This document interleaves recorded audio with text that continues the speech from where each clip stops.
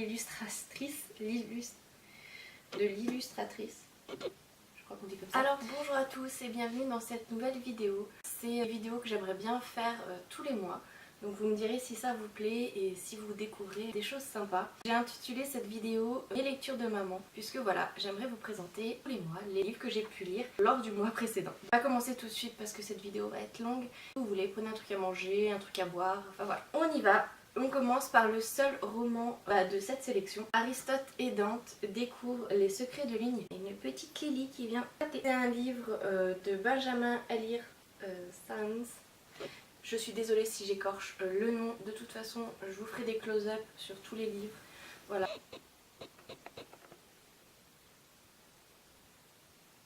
C'est un super livre que j'ai eu l'impression de découvrir après tout le monde. Et c'est un réel coup de cœur. Voilà. Donc, tu me perturbes.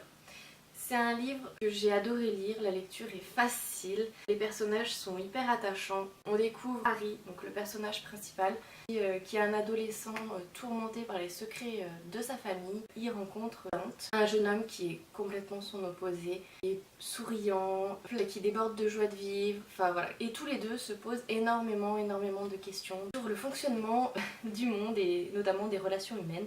C'est un livre qui m'a captivée, je me suis plongée dedans et en fait j'ai lu. Et quand j'en suis ressortie, j'avais lu déjà la moitié. Je l'ai fini en 2-3 jours. J'ai littéralement dévoré. J'ai adoré suivre ces deux personnages, les voir grandir, évoluer, les voir comprendre ou pas toujours le monde qui les entoure. Et puis pour la fin, j'ai trouvé touchante et puis visible quand même parce qu'au fil des pages, on s'attend à ce qui va se passer à la fin. Je veux pas spoiler ce livre, du coup c'est assez compliqué. Mais du coup voilà, pour ceux qui ne l'ont pas lu, je les invite à le faire parce qu'il est vraiment génial. Et ensuite, on va continuer dans les livres éducatifs entre guillemets.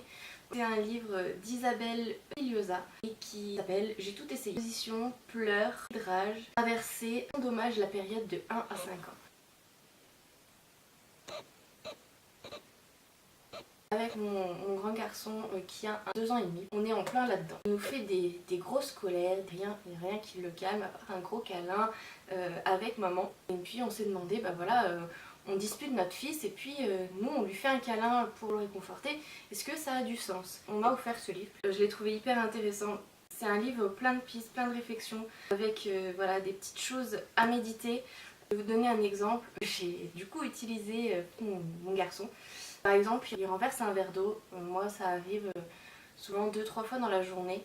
Au bout d'un moment, il y a les nerfs qui montent. J'avais tendance à m'énerver et à lui crier dessus. Enfin voilà, le truc contre-productif, si vous voyez ce que je veux dire. Alors là-dedans, j'ai trouvé un exemple et c'est aller s'isoler, respirer un grand coup, calmer un petit peu la bêtise qui a été faite et retourner voir l'enfant quand on a pu apaiser un petit peu et de lui dire tu as fait une bêtise, mais tu vas réparer ta bêtise. Moi, je lui ai donné une éponge et je lui ai permis d'essuyer l'eau qu'il avait renversée. Et il était tout content. Il y a toujours des verres qui tombent, on va pas se cacher, ça n'a pas été miraculeux. Mais moi, ça me permet de faire quelque chose d'accord avec mes principes. J'ai pas envie de passer mes journées à hurler sur mon fils, à le punir, à l'entendre crier. Parce que voilà, généralement, quand vous n'êtes pas contente, quand vous lui criez dessus, lui, il se met dans des états pas possibles. Et si, comme nous, vous cherchez une méthode alternative, c'est vraiment cet auteur. D'ailleurs, moi, je me suis offert 2 autres livres dans la même collection. Il me semble que c'est Le parent parfait n'existe pas et un autre, enfin je me souviens plus, je les ai pas encore lus pour le coup. Et on continue dans les livres pour les enfants. J'ai demandé et j'ai reçu ce livre à Noël. Donc c'est Soigner ses enfants avec les huiles essentielles de Daniel Festi. Un livre sur l'aromathérapie. J'ai adoré le lire. Pour l'instant je suis allée à l'essentiel, voilà, tout ce qui est un peu pour l'hiver, vous savez, le rhume, baume décongestionnant. Que je cherchais surtout, c'est quelque chose pour aider mon fils à dormir parce qu'on a des gros soucis avec mon aîné pour ça. En sachant que ce livre est plein de recommandations à prendre au sérieux parce que voilà, je pense que c'est un peu comme des médicaments, à pas prendre à la légère. Ça peut être dangereux si vous n'avez pas les recommandations. Moi par exemple pour le baume décongestionnant, je suis allée voir un pharmacien spécialisé en aromathérapie et je lui ai demandé de me préparer ce baume. Voilà, il m'a fait le mélange lui-même et moi je me contente de l'appliquer sur la poitrine de mon fils. J'ai un enfant de 3 mois aussi à la maison et les huiles essentielles sont déconseillées pour les des bébés en les nourrissons, voilà, c'est déconseillé. Je fais très attention qu'ils ne soient pas dans les parages quand j'utilise les huiles essentielles, notamment. Je fais un petit mélange d'huiles essentielles de lavande, d'huiles essentielles de mandarine et d'huiles essentielles d'oranger que je fais diffuser dans la chambre de Lilian, qui a 2 ans et demi, hein, mon grand. Et après, j'aère. Donc je fais ça une demi-heure avant le coucher. J'aère un petit peu sa chambre et après je ferme la fenêtre et seulement après je couche mon fils. Ça l'apaise avant de dormir et ça lui permet de rentrer plus facilement dans les phases du sommeil et du coup ça nous aide nous pour l'endormir. C'est un super livre, hein. Je le recommande à 1000%, en tout cas pour ceux qui croient à l'aromathérapie. Par contre, je peux que vous conseiller de suivre les recommandations qu'il y a dans ce bouquin. On va faire de bêtises. Moi, jamais je ne donnerai des huiles essentielles à mon enfant en solution buvable ou en suppositoire dans une prescription médicale. Aussi, je m'en sers pour le ménage puisqu'il y a des huiles essentielles aux vertus antiseptiques. Et vraiment un très très bon livre. Il coûte 18 €. Ça vous intéresse, je pense que je pourrais vous trouver des liens pour tout ça sur Amazon. On va passer à quelque chose de complètement différent puisque c'est des BD. Voilà. Pour moi, c'est très nostalgique tout ça puisque des choses que je lisais quand j'étais chez mes parents. Mon père avait toute la collection des Tintins et j'étais fan, j'adorais. Et j'adore aussi les Astérix et Obélix, comme beaucoup, hein, je pense. Là, c'est le dernier qui est sorti. Je l'ai encore pas vu en film, mais j'ai adoré lire le livre. Je suis replongée dans mes souvenirs d'enfance. Et par contre, la petite particularité, c'est ma petite déception, qui m'a pas dérangée plus que ça, hein, parce qu'il faut le savoir quand vous achetez le livre, c'est qu'il n'est pas présenté sous forme de BD. Il n'y a pas de bulle, en fait. Les illustrations sont juste mimes. Ça par contre je regrette pas d'avoir des grosses illustrations. C'est un peu contradictoire parce que du coup avec la BD on a des petites illustrations mais du coup des bandes dessinées. Et là on a des grosses illustrations mais pas de bulles. Enfin voilà, c'est un livre que j'ai beaucoup aimé lire. On retrouve certaines scènes un peu cultes comme le banquet final. Pour vous faire un petit résumé, en fait on va suivre les aventures de Panoramix, Obélix, Astérix et d'une nouvelle petite héroïne que je vous laisserai découvrir. Trouver un remplaçant à Panoramix qui s'estime trop vieux pour être le seul à connaître la recette de la potion magique. Donc je vous laisserai lire ce livre si vous intéresse. Vous aimez bien sûr Astérix Obélix. Hein. Et l'avantage quand vous êtes maman comme moi de 2 petits garçons, de 2 enfants en bas âge, parce que ça peut être garçon ou fille, voire les deux, se lisent très très vite. En moins d'1 heure, vous avez lu votre bouquin. Pendant la sieste, par exemple, des enfants, vous le commencez, vous pouvez le finir, il n'y a pas de souci, ou voilà, l'enfant se réveille et que vous n'avez pas fini votre chapitre. C'est quelque chose que j'ai adoré. Honnêtement, on ne pouvait pas me faire plus plaisir avec ce petit cadeau. Ensuite, je vous ai présenté Tintin. Ça, là, c'est typiquement la bande dessinée de mon adolescence. Puisque vous avez les bulles avec les illustrations. Donc voilà, c'est Tintin qui part avec le capitaine Haddock au Pérou à la recherche du professeur Tournesol qui a été enlevé. Donc c'est la suite des 7 boules de cristal. Voilà, donc moi j'ai que celui-ci. C'est mon papa qui me l'a offert un peu avant Noël parce que je lui ai dit que j'étais un peu jalouse de sa collection et qu'un jour je l'aurai. Voilà sa collection. J'aime beaucoup les graphismes des BD. J'aime beaucoup l'humour du capitaine Haddock. Moi je passe toujours un excellent moment en compagnie de ces personnages. J'adore leurs aventures. J'ai 27 ans. C'est des BD autant Astérix et Obélix que Tintin que je lisais quand j'étais adolescente. Et je pense que c'est moins de la génération des enfants de maintenant. C'est quelque chose qui vaut le détour. Et si vos enfants aiment les BD, parce que les adolescents aiment beaucoup les BD, mais qui ne connaissent pas Tintin ou Astérix et Obélix, je ne saurais que vous conseiller de leur mettre en main pour qu'ils découvrent peut-être des personnages qui ont bercé votre enfance. Et voilà, ça pourrait être une agréable surprise pour eux. On continue dans les BD, donc celle-là je vous l'ai présentée dans mon haul il y a quelques temps. C'est Horrific Land, une terrifiante aventure de Mickey Mouse. C'est quelque chose que je ne connaissais pas, les BD sur Mickey. Je les ai découvertes avec ce livre. Mickey est détective avec Dingo et Donald. Un jour, une dame leur propose une enquête et cette enquête va les mener vers une autre enquête qui va les mener vers de nouveaux horizons. J'ai adoré ce livre, je vous l'ai déjà dit quand je vous ai présenté dans le haul parce que je l'ai lu dans la foulée. Moi j'adore les BD parce que je trouve que les illustrations elles sont juste sublimes. Je vous ferai des close-up si on voit pas bien, c'est des petits chefs-d'œuvre. Et puis ça peut donner des idées de cadeaux aux gens pour Noël, pour vos anniversaires. On va continuer dans les Disney. La grande galerie de l'animation, donc c'est un livre sur Pixar de Matthew Reinhardt. J'ai du mal avec les noms des auteurs.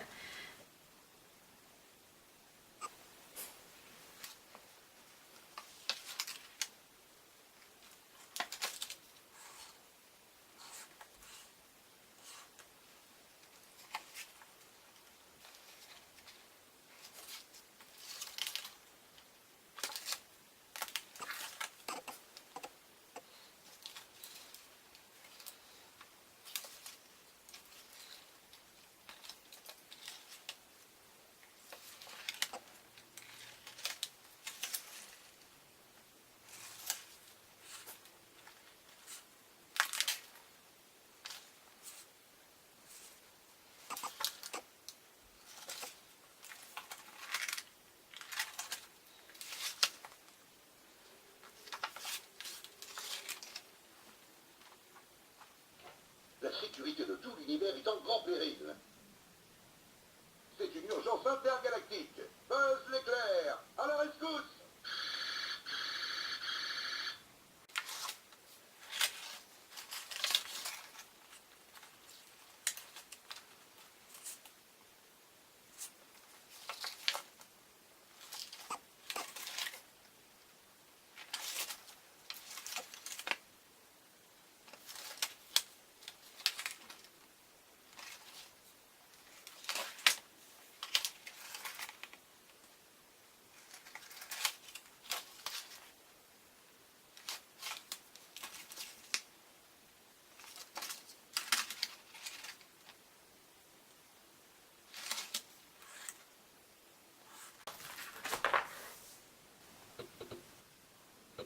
C'est un super livre, il est magnifique, il n'y a pas beaucoup d'explications, de petites écritures, mais il est juste sublime au niveau graphisme.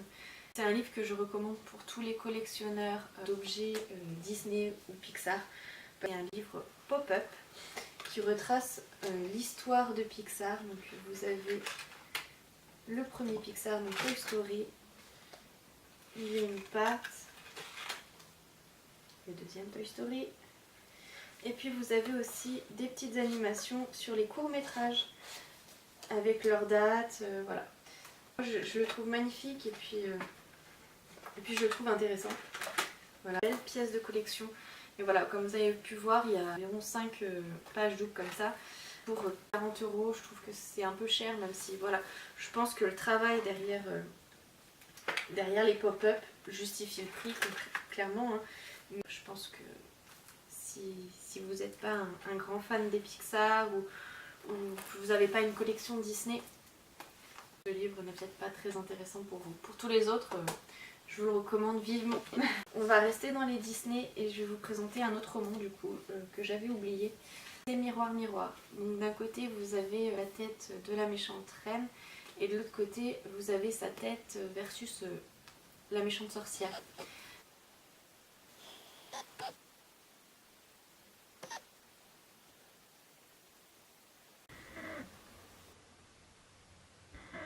J'ai trouvé ce livre hyper intéressant. J'ai pas le prix là tout de suite, mais si je l'ai acheté sur Amazon, donc je trouverai un lien à vous mettre en barre d'infos.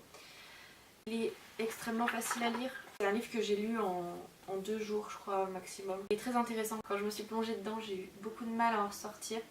J'ai trouvé l'histoire de cette reine hyper intéressante et fidèle quand même au dessin animé Blanche-Neige. Parce que je savais que ça allait présenter un côté cette reine qui est beaucoup plus gentille, beaucoup plus attendrissante. Et du coup, je me suis dit, oulala, je vais pas retrouver la méchante reine de Blanche-Neige. Et en fait, si, parce qu'on la suit tout au long de son évolution vers ce côté méchant. Et en fait, je trouve que le livre est assez bien fait. On la voit se faire envahir de noirceur au fur et à mesure que la vie s'écoule. Et c'est un très bon livre. Là, pour le coup, vous n'êtes pas obligé d'être un mordu de livres Disney pour aimer ce petit bouquin. Je sais qu'il en existe d'autres de la collection, notamment un livre sur la bête. Je sais pas si je vais me laisser tenter. Ensuite, on va passer à mon seul de Harry Potter de ce mois-ci. C'est Les Animaux Fantastiques, Vie et Habitat. Donc c'est un livre qui a été écrit par J.K. Rowling et je veux absolument vous dire le nom de l'illustratrice, je crois qu'on dit comme ça, qui a fait un travail de dingue sur ce bouquin. Donc c'est Olivia Lomenech-Gill. J'écorche le nom des auteurs.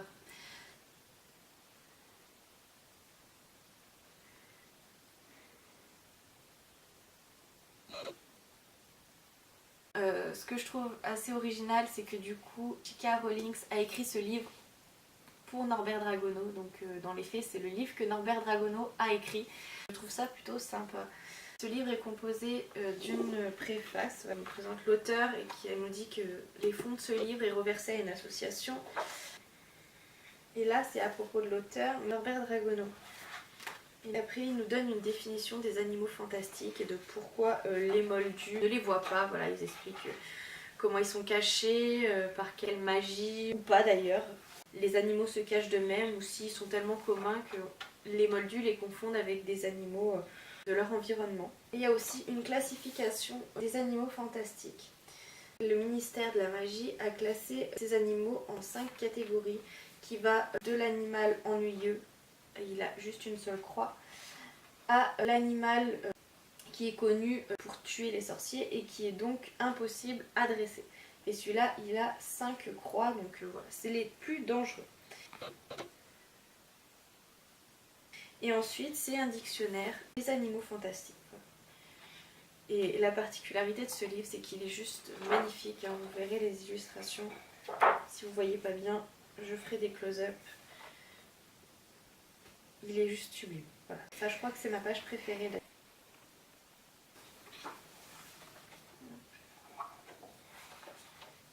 Il y a une page sur les dragons qui est terrible aussi parce qu'elle se déplie. Voilà.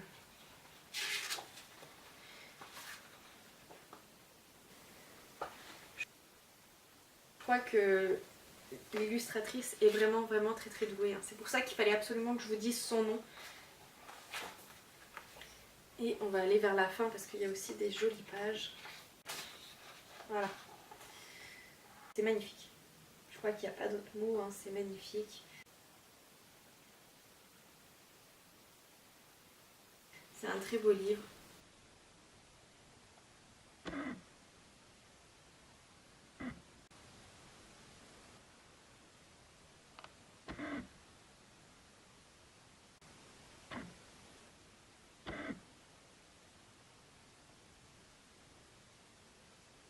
Pour moi, il a tout à fait sa place dans ma bibliothèque. Je collectionne les livres Harry Potter et Animaux Fantastiques, mais je pense que ce livre pourrait se trouve dans la bibliothèque de Poudlard.